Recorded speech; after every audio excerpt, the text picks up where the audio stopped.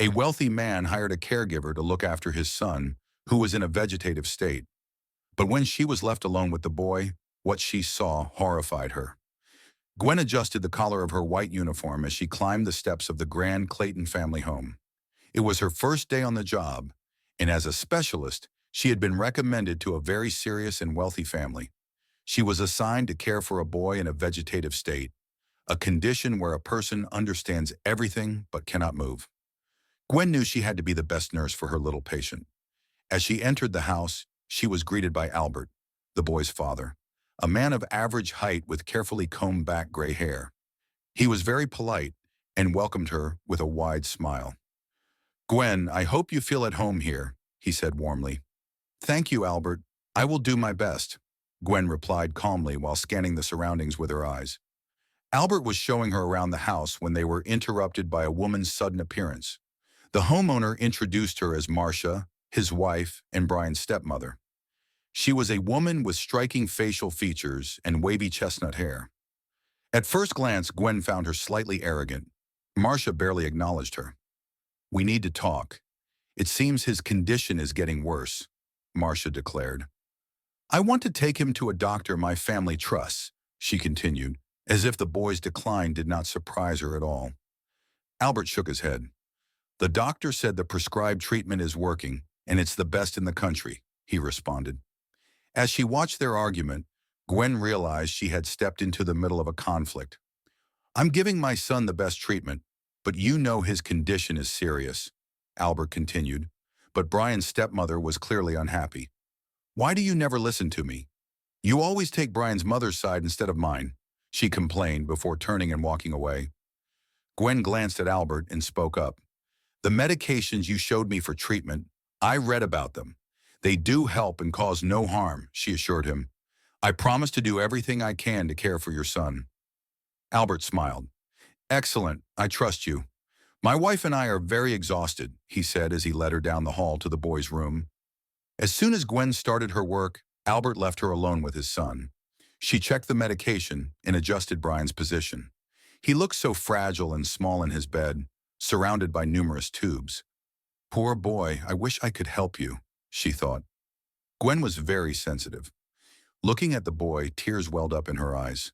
She watched Brian lying still in bed, surrounded by machines that quietly hummed, monitoring every aspect of his life. She stepped closer to observe him. His childlike face was peaceful, but the corners of his closed eyes hinted at sadness, as if he were struggling deep inside. Just as Gwen was getting used to the room's atmosphere, she saw something that made her freeze. Brian moved his finger. Then, to her shock, he looked at her with wide eyes. His condition should not have allowed him to make such a movement, not even involuntarily. Gwen's heart pounded faster. It seemed like the boy was trying to communicate. She leaned in and whispered softly, "Brian, if you can understand me, give me another sign," she pleaded, unable to believe what she was seeing.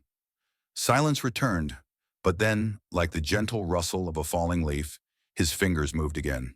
"I'll call your family," she said, about to run, but Brian's eyes widened in fear, and the monitors tracking his vitals began beeping urgently at the mention of his family. Gwen froze. "If you don't want me to tell them, move your finger twice." "I need to understand," she asked, hoping she was wrong. But to her sorrow, Brian did exactly what she said, confirming that he was afraid of his family. Gwen walked to the door and peeked into the hallway to make sure no one was nearby. Then she returned to Brian. "Don't worry, Brian. I'm with you. I'll help you," she whispered as if making a silent vow in the tense atmosphere of the room. Whatever was happening in this house, Gwen was determined to uncover the truth, no matter what it took. In the following days, she observed every aspect of Brian's care, searching for any clues about his condition. One afternoon, while organizing his medications, her attention was drawn to a small, unmarked bottle. It was partially hidden behind other clearly labeled medicines. She furrowed her brows as she examined it. There were no labels indicating its contents or origin, just a clear liquid visible through the glass. "I wonder what this is," she murmured to herself, feeling growing suspicion. As she walked down the hallway, Marcia spotted her through a slightly open door. The door swung open abruptly, and she stepped into the room, her face full of concern. "Gwen, "What's that in your hand?" Marcia asked, her eyes fixed on the bottle. Gwen instinctively hid the bottle behind her back. "Nothing. I was just checking the medications," she replied, keeping her voice steady. "Put it back," Marcia ordered sharply before quickly leaving the room. Once Marcia was gone, Gwen decided to investigate further. She slipped the bottle into her pocket and continued caring for Brian, but her thoughts were elsewhere. Why did she ask about the medicine? Why is Brian afraid of them? Who is he afraid of? She wondered, growing more convinced that something was wrong. Later that night, while Brian slept, Gwen searched his room more thoroughly. She checked drawers and cabinets, looking for anything unusual. At the bottom of a closet, she found a small bag containing several empty packages of the same unmarked medicine she had discovered earlier. Her heart pounded. "This can't be a coincidence," she whispered to herself. Suddenly, she heard footsteps in the hallway and quickly hid the bag. Gwen remained vigilant, feeling an increasing responsibility for Brian's life. A while later, the door to the room opened again, and in walked a woman Gwen had never seen before. Her sharp features and piercing gaze conveyed a mix of strength and hidden desperation. The stranger barely acknowledged Gwen. Her focus was solely on Brian. "How is he? Any changes since yesterday?" she asked with clear concern and hope in her voice. "By the way, I'm Rebecca, Brian's mother." She introduced herself without taking her eyes off her son. Still recovering from the unexpected encounter, Gwen quickly responded. "No, there are no changes," she said, watching as Rebecca gently touched Brian's hand. Brian had stopped signaling to Gwen, and she began to doubt herself. Had she imagined everything? Were those movements just involuntary? Had she been wrong to suspect people who might actually be completely innocent? Before they could continue their conversation, Marcia entered the room. Her eyes immediately narrowed at the sight of Rebecca by Brian's bedside. "You keep showing up unannounced, Rebecca. This isn't good for Brian," Marcia said, her tone laced with hostility. Rebecca turned to her eyes burning with anger. "I'm his mother. Of course I care. And by the way, I don't need an invitation to see my own child," she snapped. "And why is it that every time I visit, his condition worsens?" Marcia flinched at her words. "I'm doing everything I can. Albert trusts me to take care of our boy," she emphasized, stressing the word "our," which clearly irritated Rebecca. "Maybe it's your visits that make him worse," Marcia added. Seeing the tension rise, Gwen stepped in. "Maybe we should all sit down and discuss this elsewhere. Brian needs peace and quiet," she suggested, trying to diffuse the situation. Rebecca and Marcia exchanged glares before Rebecca turned to Gwen. "You're new here, right? You don't know anything about my son or what's best for our family," she said coldly, sizing up the nurse. Before Gwen could respond, Marcia cut in. "She just started. Don't drag her into our business," she said icily. Rebecca sighed and shook her head. "You know what I think? No nurse can fix this problem," she muttered bitterly before both women left, still arguing. Gwen looked at Brian, who remained motionless, oblivious to the storm around him. Her sense of duty grew stronger. That night, armed with new evidence, Gwen knew the next step was crucial. When her shift ended, she refused to leave Brian and lay down on the nearby bed, determined to protect him. However, soon Albert entered the room with a worried look to check on his son during the night. "How is he? Are there any changes?" he asked, seemingly checking if the boy was still breathing, his gaze full of fear. Gwen could see that he truly loved his son by how much he worried about him, but she couldn't share what she had found, not until she was completely sure. So she simply replied, "No, Albert. There are no changes, but I still hope we'll see improvement," she said, quickly closing her notebook. Albert gave a sad smile. "Thank you. Your dedication means a lot to us," he said before leaving the room, leaving Gwen alone with her thoughts and doubts. She looked at her notebook, then at Brian, who had once again drifted into sleep. The truth was hidden somewhere among the medication dosages and family secrets. She was sure of it. The next morning, Gwen started her shift with a sense of unease, keeping a constant eye on Brian's condition, which remained unchanged. This stillness now seemed more and more artificial to her. A few minutes after she started her duties, Marcia entered the room with a tray, carrying a new vial of medication. "Good morning, Gwen. Here's the new medicine the doctor prescribed. We hope this one will definitely help," she said with a certain indifference. Gwen watched as Marcia prepared the dosage. Her instincts told her that something was wrong, and the sudden appearance of a new medication only heightened her suspicion. "Could you show me the prescription so I can update Brian's records?" Gwen asked, trying to maintain a calm and professional tone. Marcia hesitated for a moment, her expression uncertain. "Of course, I'll go get it," she replied and quickly left the room. Taking advantage of Marcia's absence, Gwen approached Brian to check his condition. When Marcia returned, to Gwen's surprise, she had no documents with her. "Sorry, I couldn't find the prescription, but I assure you, the doctor really prescribed it," Marcia said hastily, noticeably nervous. Gwen felt that this was a lie. "It would be best if we verify the prescription with the doctor, just as a precaution," the nurse insisted. But Marcia's face flushed with anger. "Do you think I'm doing something wrong? The doctor prescribed the medication. I just want him to get better. If you keep doubting my honesty, you won't be able to work with us anymore. All I want is for my boy to recover," she said irritably. Gwen watched as the medicine was administered. A few minutes after the procedure, Brian began to show signs of discomfort. His face twisted slightly and his breathing became more labored. Gwen immediately monitored his vital signs, which showed subtle but alarming changes. "I won't let her give Brian any more medication without the doctor's confirmation," Gwen muttered to herself, feeling deeply troubled. She decided to keep even stricter records, noting every small detail in her notebook. She didn't want to miss anything. As the minutes passed, Gwen felt the urgency to act. "I want to speak to the doctor. I want to see him as soon as possible," she said aloud, repeating Marcia's own words about consulting the doctor. It was a risky decision, but necessary to protect Brian. Marcia, still in the room, tried to calm Gwen. "Gwen, you're new here. Medical decisions are complex and they're made in Brian's best interest," she said, trying to convince her. But Gwen was determined. "Brian is my top priority. I was hired to care for him, and if something is wrong, I will do everything I can to fix it." "I want to talk to this doctor," she insisted, feeling increasingly responsible for the child's life. Marcia left the room saying she would call the doctor. Gwen used this moment to review her notes again. After Marcia left, the tension in Brian's room only grew. Gwen continued to closely monitor every change in the boy's condition. She was deeply worried, waiting for Marcia to return. Every minor fluctuation on the monitors was recorded. Gwen hoped she would never have to use these records, but she felt they were crucial. Soon Marcia returned. Her face was tense, and her voice was carefully controlled. "Here's the number.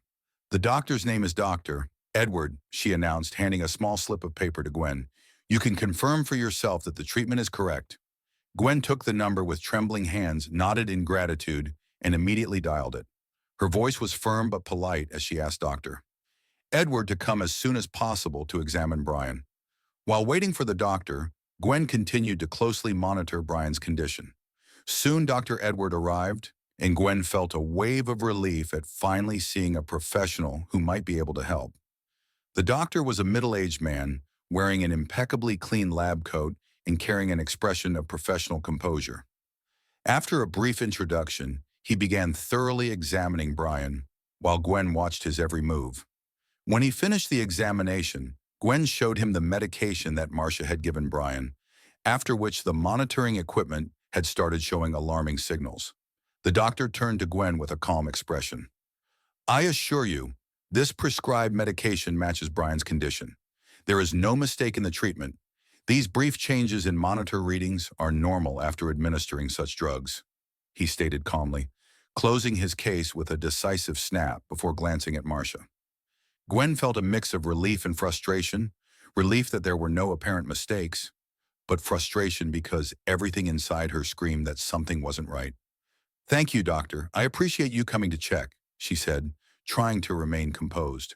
When Dr. Edward and Marcia left the room, Gwen sat beside Brian's bed, contemplating everything that had happened. The room was sinking into quiet dimness, with only the steady hum of medical devices breaking the silence. Her thoughts swirled around all the suspicious moments: the unlabeled medicine, Brian's strange symptoms, and Marcia's behavior. She knew she had to act carefully, but her intuition told her that something serious was hidden here. Before she could delve deeper into her thoughts, Brian suddenly moved. Gwen tensed. Brian was moving his fingers again. His eyes opened for a moment. There was a clarity in them that she hadn't expected. Gwen quickly approached him. "Brian, can you hear me?" she whispered, afraid to speak too loudly. To her surprise, the boy slowly nodded. His lips moved slightly as if he was trying to say something. "Brian, do you want to say something? I'm here. I'll help you," she said, leaning in closer. He tried to speak again, and his weak, almost inaudible voice whispered, "Police." Gwen froze. She couldn't believe that Brian, who had been in a vegetative state, was now asking her to call the police. The boy was struggling to breathe, but his gaze was full of fear. This couldn't be a coincidence. Gwen realized that he knew something he was afraid of. "Okay, I'll call the police," she quietly assured him. At that moment, she heard footsteps in the hallway. Quickly hiding her phone in her pocket, she tried to act as if nothing had happened. Marcia entered the room again, this time with a cup of tea in her hands. "How is Brian?" she asked calmly, suspecting nothing unusual. Gwen glanced at Brian, who had already closed his eyes again. "No changes," she answered briefly, trying not to reveal any emotion. Marcia sat on a chair by the door and began sipping her tea leisurely, keeping her eyes on Brian. Gwen knew she had to keep her at a distance until she figured out what was going on. She knew calling the police could be a turning point, but first she had to make sure no one found out too soon. That night, when the house finally fell into silence, Gwen tried calling the police again. Her hands were shaking, but she understood that any delay could cost Brian his life. She had to protect the boy at any cost. Nervously, Gwen took a deep breath and dialed the police. When the operator answered, Gwen quickly explained the situation. "Hello, I'm a nurse at the Clayton family home. The child I'm caring for, who has been in a vegetative state, is showing signs of consciousness and has asked me to call the police. I suspect something is wrong with him. Please send someone as soon as possible." The operator asked a few clarifying questions, which Gwen answered as cautiously as possible. She was promised that a patrol would arrive within minutes. Gwen hoped that was enough time to prevent anyone from interfering. She hid her phone and returned to Brian's bedside. He was still lying motionless, but his recent awakening and the fear in his eyes made Gwen tremble with anxiety. Sometime later, she heard a soft knock on the door. Gwen went to open it, and in front of her stood two police officers. "Hello. Please, come in," she whispered, careful not to attract the attention of Marcia or Albert, who were in their rooms at the time. The officers entered the house, and Gwen led them to Brian's room, where she explained everything she had seen and suspected. One of the officers approached the boy, examining him carefully, while the other continued asking questions.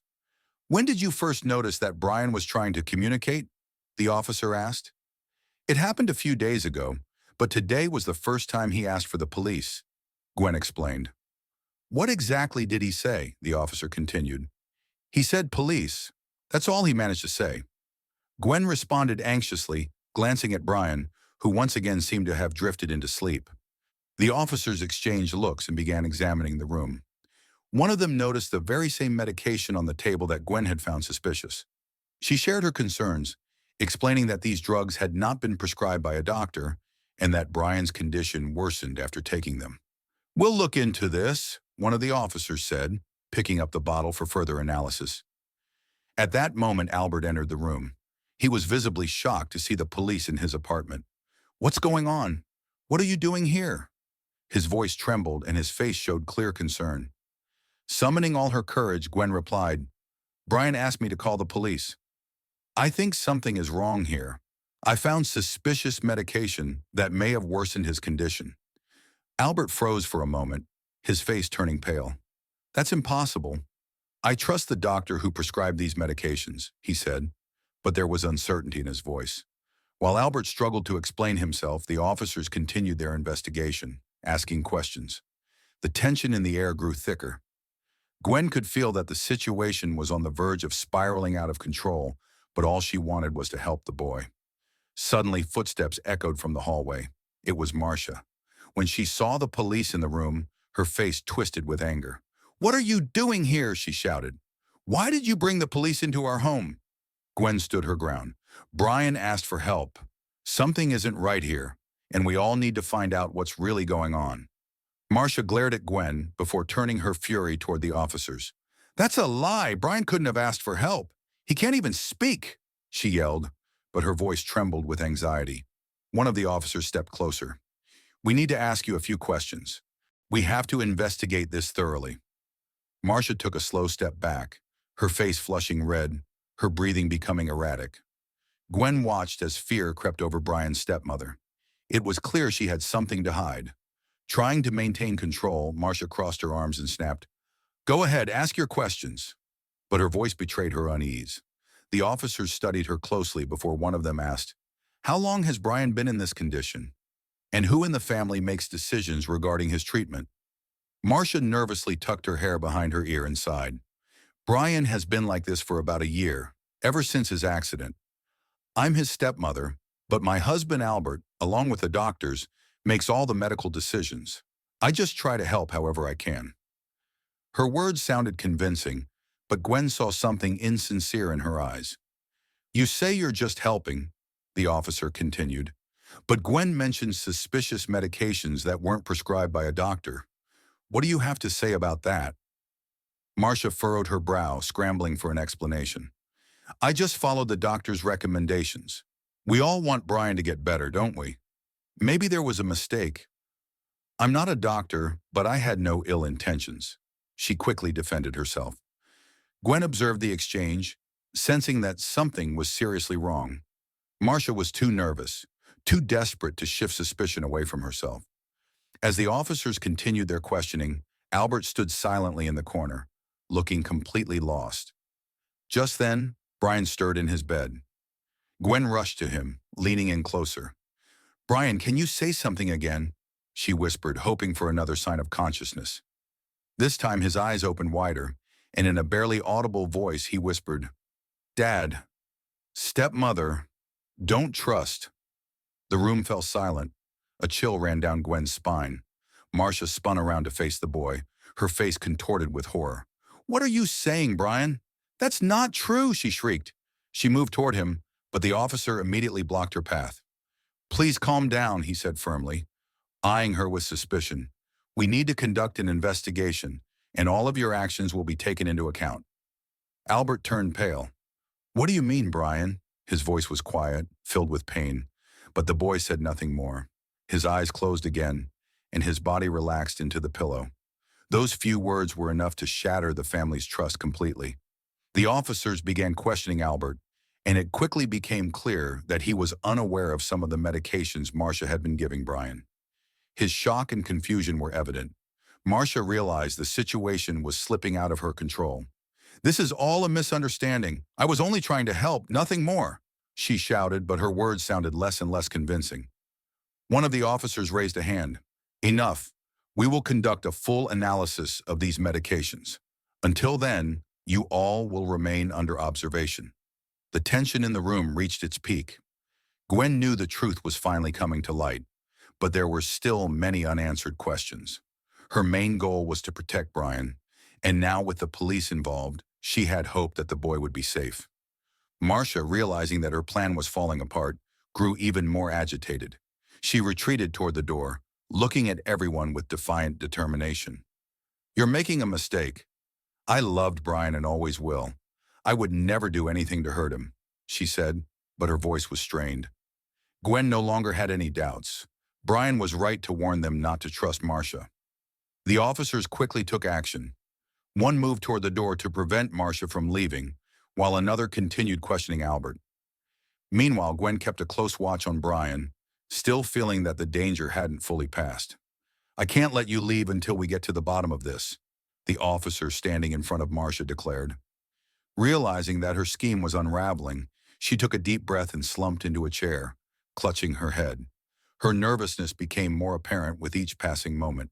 The officers kept pressing her with questions, and her answers grew more fragmented and uncertain. "Darling, you have to understand, I was only trying to help. I did it for Brian," she pleaded, turning to Albert, but his eyes were filled with doubt.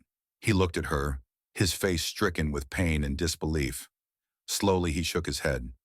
"I trusted you, but why didn't you tell me about these medications? Why did you act behind my back?" he asked, his voice filled with disappointment. Marcia bit her lip, unable to respond. Just then, an officer re-entered the room, holding the preliminary results of the medication analysis. We tested the drugs you gave the boy.